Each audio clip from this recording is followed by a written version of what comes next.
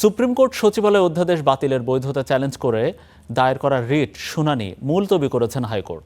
Supreme court সচিবালয়ের বিষয়ে appeal বিভাগে চূড়ান্ত নিষ্পত্তি হওয়ার আগ পর্যন্ত এই শুনানি মুলতবি থাকবে। সোমবার বিচারপতি আহমেদ সোহেল ও ফাতেমা আনোয়ারের দ্বৈত বেঞ্চে আদেশ দেন। এদিন সুপ্রিম কোর্টের প্রতি সম্মান জানিয়ে পৃথক সচিবালয় যেভাবে আছে সরকার যেন সেভাবে রাখে সে প্রত্যাশা জানিয়েছেন high court. Attorney general Ruhul Quddus Kajal বলেছেন, সংসদ তার স্বতন্ত্র ক্ষমতা বলে সুপ্রিম কোর্ট সচিবালয় অধ্যাদেশ রহিত করেছেন। এর আগে বিচার বিভাগ পৃথক করে সুপ্রিম কোর্ট সচিবালয় প্রতিষ্ঠার নির্দেশনা দিয়ে রায় দেন হাইকোর্ট।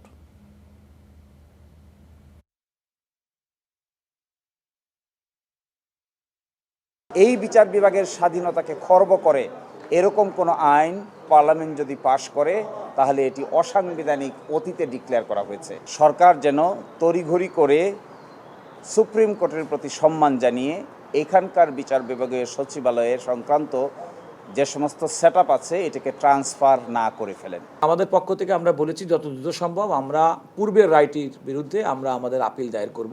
এখন আদালতের কাছে মামলাটি তাদের কার্যতালিকায় অন্তর্ভুক্ত থাকবে এবং আমরা আমাদের পক্ষ থেকে সুপ্রিম কোর্টের আপিল বিভাগে আপিলের যে প্রক্রিয়া সেটা আমরা যত দ্রুত সম্ভব আমরা এটা সম্পন্ন করব।